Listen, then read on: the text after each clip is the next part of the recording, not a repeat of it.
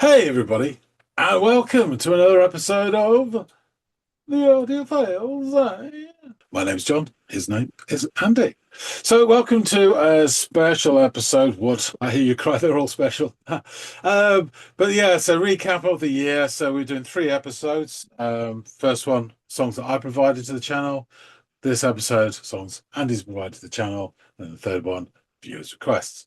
And so it's been a really spectacular year on the Audiophiles. We've laughed, we've cried, we've tasted a little bit of sick in our mouth, all these things, and just on Fridays alone. But this episode is devoted to songs which Andy, in his wisdom, has sort of put forward to the channel. Um, and I will select my top three, and he will also reciprocate with his top three. Um, and we won't duplicate. So we get six opinions, or 12 opinions even on six songs. But I should kick things off, as we did in the other episode, by saying that, yeah, it's been a really interesting year. We've had lots of variation and some really interesting stuff. And in general, um, Andy provides songs from bands which I rarely have heard of. Andy sometimes has vague notions of bands, whatever, and how they fit in jigsaw piece wise into the big picture. So it's more of a sort of journey into the unknown for myself. And yeah, so I'll kick things off by we've got top three, but I'll kick things off by saying my honourable mentions that didn't quite make it in top three. And yeah, I went through and listened to a lot of the tracks. There were some that I won't say who won, but big head. Didn't make the cut, but there are a lot that did. So yeah, and it's really interesting actually the honorable mentions that I've got. So first one is Green River Unwind, and this came as a real sort of joyous surprise to me because um, the band which Green River would become, Mudhoney, is one of my favourites. But of course, I got into Mudhoney um, sort of late 80s and pre-internet. So you didn't really know much about a band apart from what you were given or you read on the back of the album, or whatever, or sometimes appeared in NME or didn't read the others, to be fair. Q was way too up market to feature Mudhoney. So it would have just been NME. But so I didn't really know much about these weird guys with this great sound. That were the beginnings of grunge. So to find out that they had this previous incarnation in terms of Green River was amazing. And actually, in my reaction, I was saying that somebody here has been listening to Mudhoney. Of course, I got a completely asked about Face, but it was just a real pleasant surprise to hear that, and I really, really enjoyed it so much. Um, Second one on my list and third one on the list, I'll do these both together actually. I believe both of these were in my top three last year, so I wanted to change things up. They could have quite easily been in my top three, but I wanted not to be so predictable. So, Pere Ubu, Street Waves, Mm. really, really enjoyed that. I've tried to temper my appetite for this band, so I've only got the first two albums so far. Um, and I bought the second album because it was going cheap. And I still haven't listened to it, like I said I wouldn't. So Andy could provide me stuff from there. But yeah, really super impressed. This first album's incredible. And yeah, it's a great, great, great song, and we'll talk a bit more further. And Beach Goons. I am again really impressed with this band last year and this year. I think it was the same session that we saw. It was, Yeah, I mean, the influences there, the little bit of Pixies and other stuff, the command they have, the stage presence of performing live, the control they have of slowing it down or even stopping and then starting back up. There's sort of a little bit of swagger to them. Of course, I'm slightly obsessed with the bassist. There's like um, version of Richard Alioto that's been put into some sort of chemical lab and then expanded. Yeah, he's great. So yeah, they're my honorable mentions for this year. awesome. Those are some really, really good ones, and ones that I kind of intentionally avoided because I thought that they would make it somewhere on your list, whether it would be in the honorable mentions or actually among the top three. I totally understand your explanation as to why a couple of these didn't make your top three because it's like, a cut and paste job from a year ago. But yeah, the all through Unwind was just it was not only was it fun to hear your reaction, but it was also on top of it being what spawned Mudhoney, who is a band that you really love, it also spawned Pearl Jam, who you obviously have this polarizing relationship with. So it was also kind of funny for you to learn that as you. We're going to as spoil you it by mentioning them. Yeah. And I'm really glad that for obvious reasons, Pair Ubu made your list. And spoiler alert, we probably won't be the last we hear from them on this episode. Always worth a discussion. And yeah, man, Beach Goons, just a lot of fun. And you're absolutely right. Those guys, this is a great example of a band being influenced by bands who came well before them, but in the best way being influenced and showing that, exhibiting that influence without it being too ham-handed or missing the mark and sounding like a really bad attempt at something. It's a really great sound that they've got going on here. And yeah, the bass player with whom you are obsessed, excellent higher registered, which is also kind of funny when you think about it, backing vocals. Like he provides these great harmonies throughout, and his bass technique is really fun and jaunty to listen to as well. So yeah, those are all really good shouts. So I kind of avoided those, and here are my honorable mentions. And this is really because of like how well you received this, and I think how you treated this song when you could have easily dismissed it, as you've done with some songs in the similar genre, though you haven't completely been dismissive of this genre, but I know that you have this very hit or miss relationship with post-hardcore, but the attention to detail and the narrative that you gave La Dispute song King Park, I really admired your tact in listening to that and how you were able to really focus in on this wildly dramatic narrative that they were spinning throughout it, and the angle that they took, where it's, macro, micro, victim versus perpetrator versus the community that it affected, and the way the lyrics kind of came from those different angles. And for you to see past through what may have been a turnoff in another scenario, and just kind of focus on all the great parts of this song. Music, I think you described it at one point as being like the post-hardcore stairway to heaven, and it is kind of like that at points where there's all these different moving parts and movements within the song, and it's really a heartbreaking tale, and if you can get past the vocal delivery and really get into the vocal content and the lyrical content, that's when you see the big picture, and I'm glad you did. Also, in the middle of the year, at some point, I think I took you on this journey of like modern Australian indie rock that has really resonated with me over the last few years. And one of those bands was Letters to Lions and their track Mushrooms. I could have picked any number of tracks that we did from one of these bands, but I really enjoyed your underscoring the sort of dreamy nature of this track. It is kind of like dream pop meets indie rock through an Australian lens, and I really enjoyed listening to your reaction to it, and I really enjoyed the song in and of itself. And finally, and I gotta give a little doff of the cap to Bob Page out there, who didn't recommend this band, but did touch on the subgenre that they are sort of the pioneers of, and that is the Growlers and Feeling Good, that sort of beach goth track of theirs. I just love the song. I love the odd persona of the front man, who combines sort of this West Coast Julian Casablancas with Jim Morrison to create this really interesting vocal delivery and just presence. So yeah, I'm really stoked that you liked the song as much as you did, and and for that reason and your reaction to it, I had to throw it in my honorable mentions. So we will now move on to top three. So let me hand it over to you, John, where you can let us know what your number 3 choice of the year was, my friend.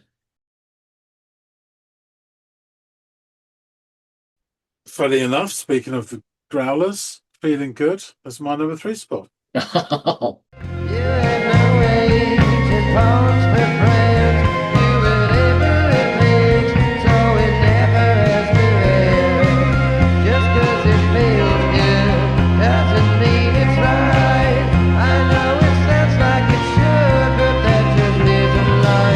Life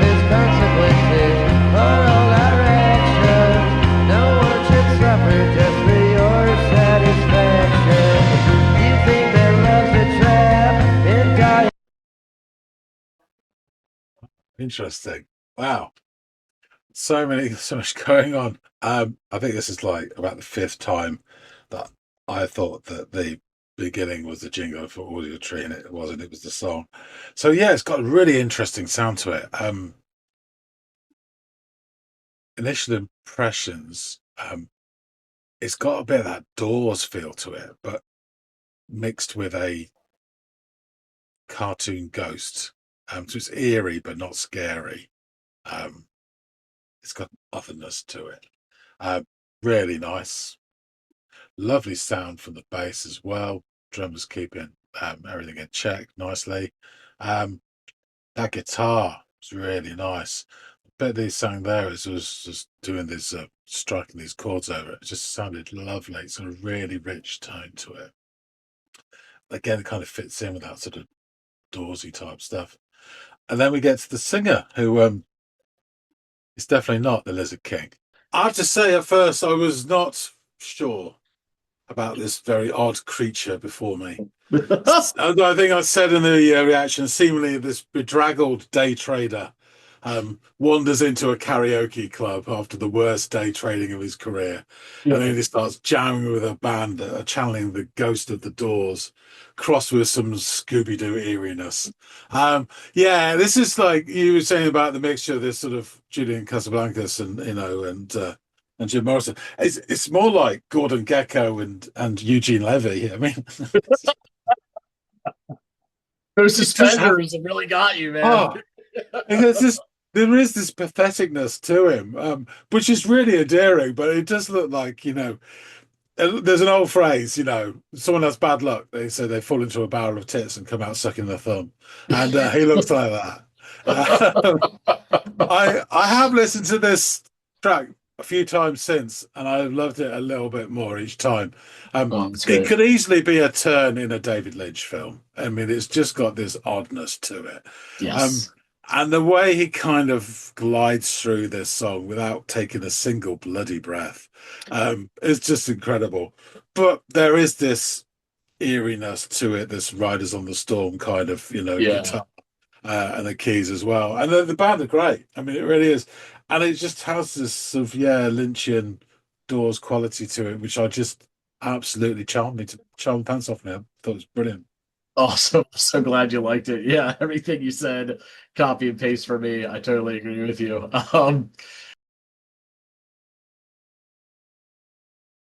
So we'll get into my third choice. It is we're headed back to Australia actually with the psychedelic porn crumpets. Hot, heat, wow, hot. Sometimes it's easier to live a life without the highs. When I got nothing to lose anymore. I try to put my feet up then and now. I count all my eggs, even when they're not around. It goes on, it goes on, it goes on,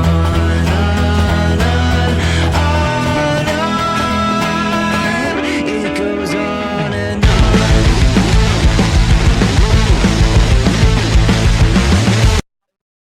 Okay, interesting.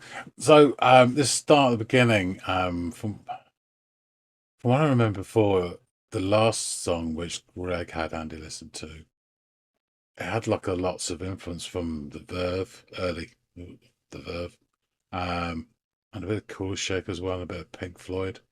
This has got more of a sort of 90s indie that's based in kind of Mersey beat sound almost. It's really nice sounding, and has that tannoy announcer filter on the vocals that we've spoken about many times before. As you were quick to point out on this track, it had all the energy of someone who had just come back from the bathroom, I believe, as you put it. And Lord knows I love the wild, frenetic energy when it comes to my indie rock. And you were also really quick to draw a comparison to my beloved Arctic Monkeys, which I thought was there to be observed, and I'm glad that you honed in on that. It definitely has that Sheffield sound to it through about, I don't know, 50 to 60% of the song has that vibe to it. But there were these other subgenres and things that were there to be recognized as well if you gave it your full attention, which you did.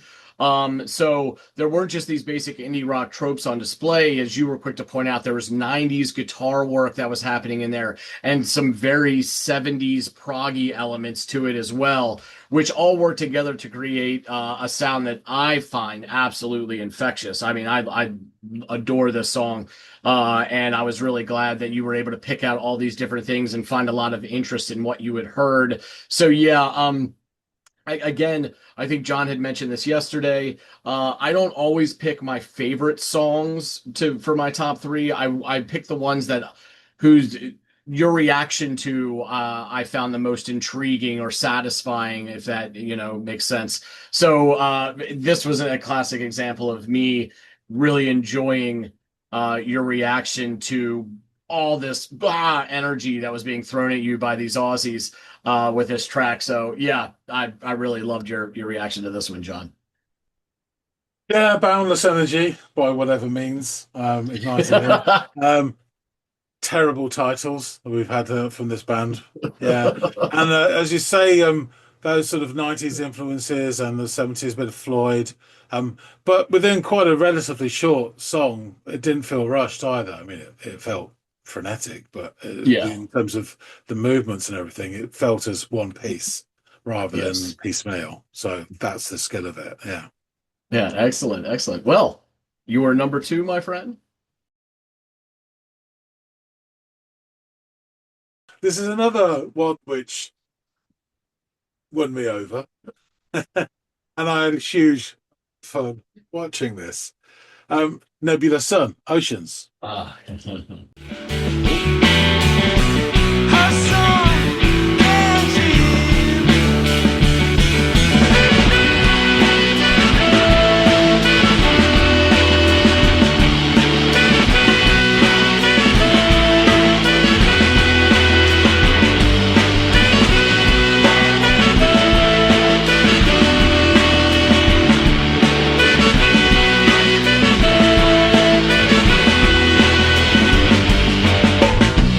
Boundless. A couple of things to note there. One, your man, sax number two, I'll call him, particularly. I mean, both of them have got beautiful robes. But he's just come fresh from a matinee performance of Joseph, hasn't he? He really has. Wonderful, wonderful. I love the sound of the sax there. Quite often when you get them coming in, it's a lot of stuff I listen to is quite punchy, the sax, and it adds this vitality to it, and it's often sort of like a mirroring of vocal melody stuff like this. Here, there's these long, languid notes that are kind of almost lazily rolled out, so it gives this idea of expanse, which, given the title, Oceans, yeah, makes sense. It just sounds really nice with the overall vibe of this. It fits in perfectly. Um, yeah, good stuff. Good stuff. This is a great experience for me. The track and the video, actually. The way it's shot, I did have a bit of fun, just gently taking the mickey, because I think I said they'd just come from a sort of theatre on the green version of Godspell or something. The way they were dressed up. Or Joseph and his Technicolor Dreamcoat. I'll be an Egyptian. I'll be a druid. What? And the bass player just didn't get the memo, and his getup was hilarious. But yeah, the band came across so well in this video. It was another one of these they're playing live in the studio. The circular camera from above. Yeah. It really showed the sort of character and charisma of them. Really endearing. I did take the piss out of them, but the bassist and the druid on the sax really were great. The overall feeling from this was enjoyment, and the enjoyment from me watching and experiencing it, but you can clearly see the band enjoying themselves as well. And this sort of jazz fluidity really sort of got under my skin with a sort of sort of expansiveness to it. And as a massive bonus, it didn't affect my judgment in this, but really the band got in touch and dropped a comment on the channel as well to indicate their appreciation of our episode, which is always a thrill. Black Francis, take note. But yeah, I just thought this is fabulous. Again, there's nothing these are Aussie as well, aren't they? They're English. They're actually from over in your neck of the woods. I think they Yes, might. you're right. Yeah. Yes, you're completely right. I do remember you saying now. But yeah, it was just real sort of joie de vivre sort of about it. You know, it was just real. It just felt like it was full of fun and just enjoyment of doing it. So yeah, it's great. Yeah, the funny thing about these guys is like if you would describe them on paper, they might read as being a pretentious group of musicians, but then when you hit play, none of that is conveyed. It just looks like so organic and natural the way they all play together and the sound that they create. And I heard one of the first and those saxes, man. The first time I heard the saxophones come in there, and I was like, oh my God, this is lovely. This is such an interesting little twist on a sound that we're all kind of familiar with. But when you add that in there, it gives them their own distinct sound. One that I really love and am super stoked to hear that you did as well. So yeah, great shout, John. Um, Go ahead. Just to say, I completely forgot. They were very kind, the band, that they sent us a link for us to download the album, actually, and I have listened to it a few times. Yeah. Uh, I really enjoy the album as well. Yeah, great. But for all we know, really great guys, the way they responded to us, giving them a little bit of shine, which we're not, when we do this, we're not fishing for to hear from any of these folks that are part of these bands or anything. But for them to give us like a couple free downloads to the album, access to their music, and just their appreciation for featuring on the channel, was just shows you what good eggs they are anyway. You know what I mean? So yeah, good dudes.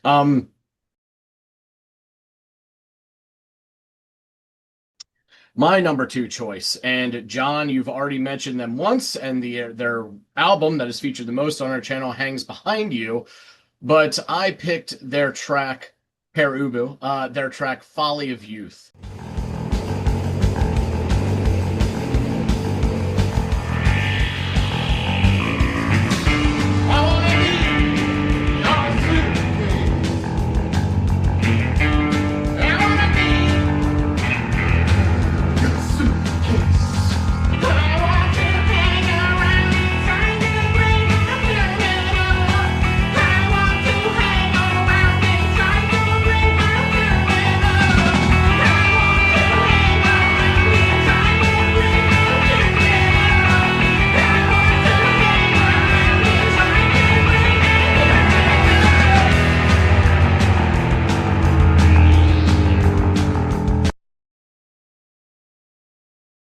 Already quite a lot to unpack.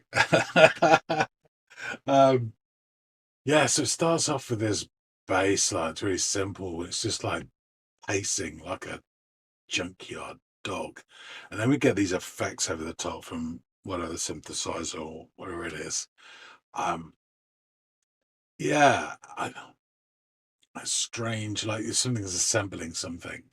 Um, and then in comes your man with a twangy guitar, sort of distant cousin of Peter Gunn. um, and Mr. Thomas starts warbling. I want to be your suitcase. I don't pretend to have a clue what's going on, but I'll tell you what it's doing to me. It's kind of making me feel like I'm in a deleted scene from Repo Man or something. It's always a pleasure of mine to bring and share some Pear Ubu on the channel, especially given how much you've really warmed to them since I have. And this was a particularly special episode as we covered this track in the immediate wake of Mr. Dave Thomas's passing. It's kind of like my version of Manny a little bit here, as far as like great talents that we find wildly influential who we lost in the last year. So yeah, I knew I wanted to bring something to the channel, and this was also the first track from them that we covered that wasn't featured on the album that hangs behind you, The Modern Dance, which despite being an amazing album, which it truly is, was just a nice change of pace and my first chance at offering you something that wasn't off that album.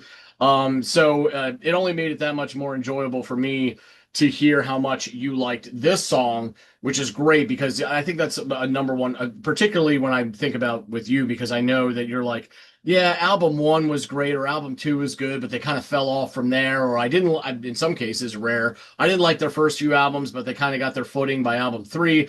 So it's rare, or I guess it becomes more rare the more albums by a band you introduce and you fear that the person listening isn't going to appreciate it as much, but you really did. Your description of the bass work is pacing like a junkyard dog tickled me. I found it both entertaining and actually a spot on description. But what really tickled me was how much you enjoyed Thomas's vocal delivery, which I know can be polarizing, but hearing you like it as much as I did really meant a lot to me because, like, especially in this track, because he very nasal, he can be very nasally, but for some reason it all works. Like, it all just fucking makes sense. Like, yeah, if you put his voice in any other scenario, it might not translate as well. Not might not, likely won't. But it sounded so good in this atmosphere, and I just I really enjoyed it. You're honing in on some of his lyrical choices, like the I want to be inside your Greyhound station and other things like that were really interesting to hear you kind of pick through and dissect. So yeah, this only provided me further affirmation, about my own feelings toward the song to hear someone whose musical taste I do respect so much kind of echo the same sentiment. So yeah, those are just a handful of reasons as to this why this was one of my favorite reactions of yours to a song that I brought to the channel this year. So I really enjoyed listening to your take on it, John. Yeah, Perubu, real sort of find for me in this channel. And yeah, again, it was really sad, to do one of these episodes where someone's passed, but it's an opportunity as well to celebrate their work. And yeah, this was really super interesting. Killer Robots meets Peter Gunn intrigue with a ray gun. I want to be your suitcase. It's not often the sort of lyrics you hear, quoted back to you by someone. Exactly. Yeah, it was just supremely creative, and I think that's why he gets away with it. I was thinking about this. There's other sort of singers who are not technically perfect, but somehow their character or whatever It's takes you charisma. past it. Waits is an obvious example for me. I think someone like Gordon Garno out of Violent Femmes is another one. He can be incredibly nasally, whiny, but I Yeah. just love him to bits. And if somebody else sounded just like him on another one, I would absolutely hate them. But it's him. And then, obviously David Thomas has that same huge amount of charisma. So yeah, really, really enjoyable Yeah, track. and also before his passing, someone else that jumped on and commented on our Humor Me episode in 2024, I believe. Yes, So yeah, which really means a lot to me. I mean, I don't know yes. if it's quite Black Francis level for you, but to hear see him jump in on an episode where he didn't need to and make a little quip about how we humored him with this episode or with that episode is something that I'll always remember about him, especially when I'm sitting down and digging into any of their great albums. So, yeah, long live Perubu. But yes, John, go on. It's your turn.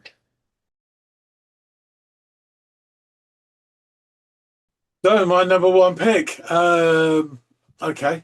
Yeah, so this one is maybe come as a bit of a surprise, I doubt it. But this one was quite special. This is Endless Drive Blurred.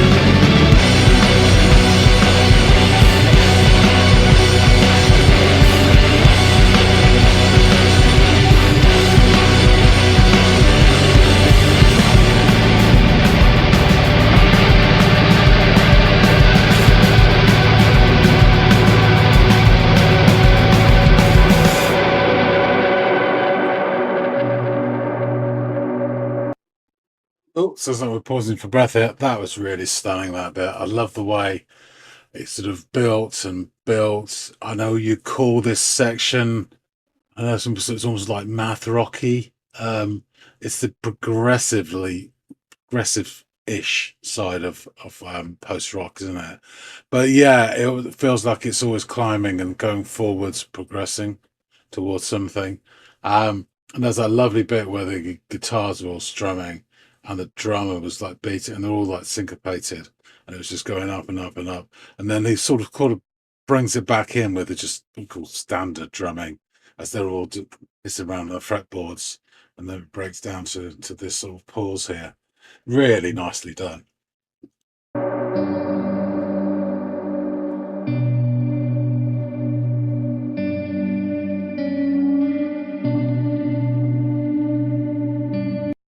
I swear to God, there for the first couple of notes, I thought he was still going to start doing Deer Hunter. This is a classically beautiful song in many aspects. So, first of all, you have this wonderful setting in the museum, reflective white marble, pondering on the sounds. I don't know if you're aware of it, but there was a little iteration of New Order where they had these sort of white marble heads as their covers. And it kind of made me, and it's not my favorite New Order period at all by any means, but it kind of made me think of that for a split second. But then clearly we're nowhere near that. I said this earlier on, but this post-rock sound initially relies on a prodigious drummer, and we've certainly got one here. And from that, all these layers of guitar intrigue are built.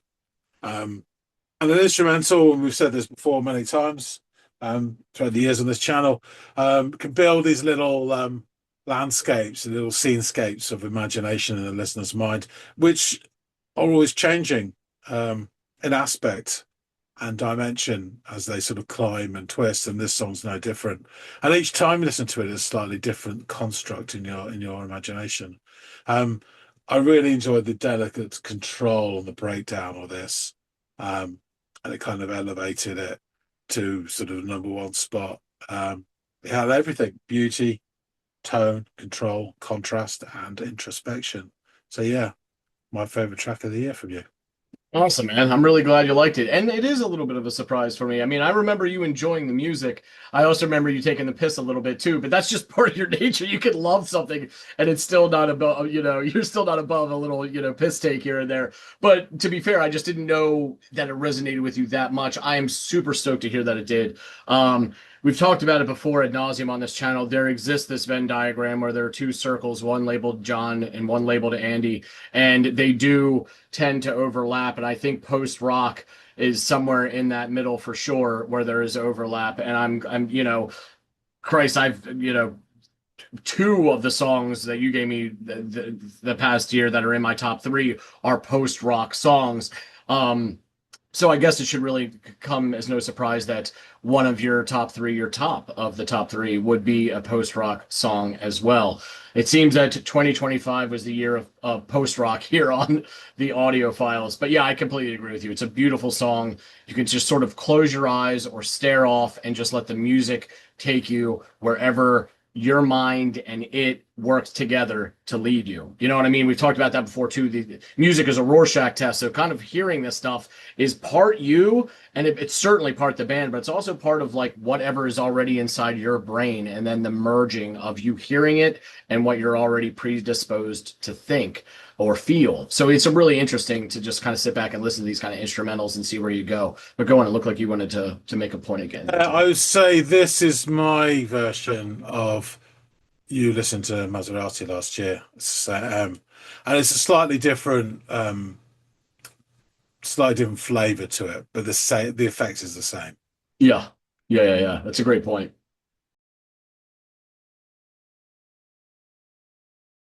All right, well, it is my my number one here, and I am going to go with, again, this is more about your reaction to it and how you welcomed this song when I thought that there was potentiality for you to not. And the track is Imaginary Enemy by the band Circa Survive.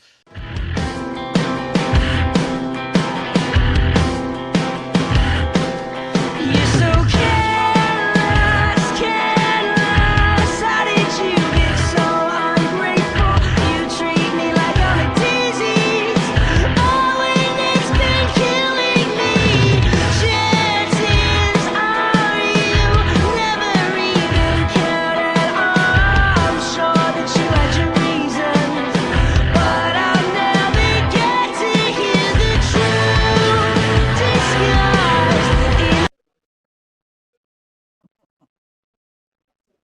Yeah, that's interesting. Okay, so starts off, it's got a nice sort of sound to it, quite a sort of, I think it's got a bit alternative indie rock sound, the two guitars, bass and drums. Um, yeah, and then in comes your man, and the voice doesn't match the exterior. It's like tipping up a bottle of milk and out comes Tabasco. Yeah, I wasn't expecting that voice. And at the start, it was a bit sort of, it's really high register, but it's got a bit of that quality to it. It's almost like a bit helium-y, like at first. Took about 20 seconds or so for my ears to sort of settle in, which is pretty quick, I think. But yeah, it's got a lovely, his voice has got a lovely floating quality to it. And he's got nice control as well, the way he sort of eases into certain things and steps on others. Um, he does already seem to be gurning quite a bit, which sort of puts me off a little bit, only because it kind of betrays. It's like a massive signpost that this is emotional here and this word is important, and I'd rather just hear it rather than see it in his face. I think some people like that performance side of it. For courses, I guess.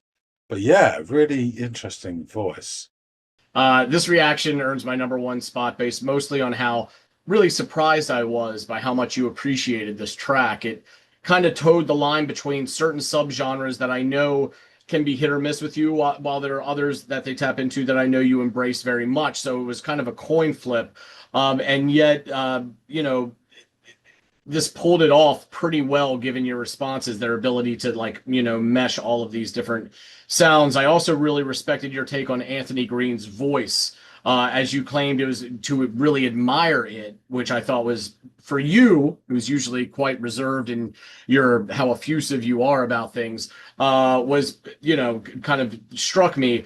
But you were also quite honest in assessing that you might not be open to sitting down and listening to an entire 12-track album of it all in one go. It was still wildly impressive, I think, to you, which I tend to echo those sentiments when it comes to Mr. Green's voice. He's got an incredible range and pitch that is wildly his own.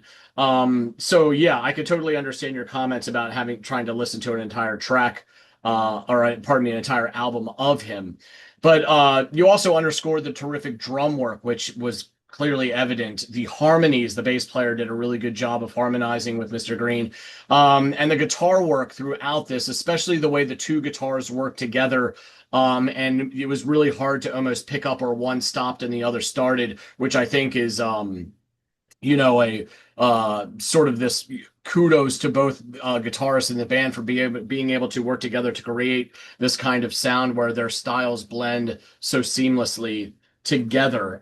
So yeah, all this, these aforementioned listed items that you had gone through in your initial reactions was why I really appreciated not only the song but your reaction to it. So I mean, I can't help but think of the really interesting, cool lead part in that capo flip that was seamless before we went right back into it, and that drummer's angle from his sort of his own booth the drumming booth that he was in the vantage point that it provided you, and how great those drums were. So yeah, I really enjoyed your reaction to this one, John. I was actually quite impressed by how you welcomed this track. Yeah. So the things you mentioned there was a strange sensation of, for the first time, witnessing when that voice left that face. Um, um, it was a surprise, but also I did mention this, complete with his gurning, sort of signposting an emotional twist in the sort of scrunching up of his face. Yeah, this is an interesting sort of Venn diagram that you spoke about with like post-hardcore and emo and alt and indie, and there was a sweet spot in the middle, Yeah. definitely. And yeah, you're right. This sort of the shots from inside the drummer's enclosure, where there's a big sign saying "Do not feed the animals." It kind Exactly. of felt a bit like that. But yeah, it was a really good performance, And It as was. I say, I think just the right amount. I would struggle for a whole album, but it's impressive. This track, really was. Awesome. Well, I'm really glad you liked it. I'm glad you liked as many tracks as you did this year. And it's always a pleasure, you know, continuing to conduct this musical exchange we've got going on between the two of us and all of the folks out there in the listening audience. So here's to a great year that was 2025 and whatever 2026 may have in store for us. So I'll let you go ahead and put a bow on this thing, John. Yeah, I'll wrap things up. Thanks for that, Andy, and and thanks again on a personal note for all the tracks that you supplied this year. And I know, well, we both know how much sort of effort goes into doing this, and it's not, it doesn't go unappreciated by myself at least, and I think Yeah, many likewise. of our viewers. So yeah, um, thanks again. So, folks out there, please drop some comments and tell us what you think about the tracks that Andy has offered up this year. Maybe they're ones off the list that we've missed. Fools that we are. Um, or you can have your opinions of the did we get it right? In fact, I will for this and the other two episodes. I will produce a playlist, so it's an easy you can just reference in without going to hunt. It'll just be a top three for John, Andy, viewers, and with them there will be all the songs that we mentioned of the top threes. So you can access them quite easily that way.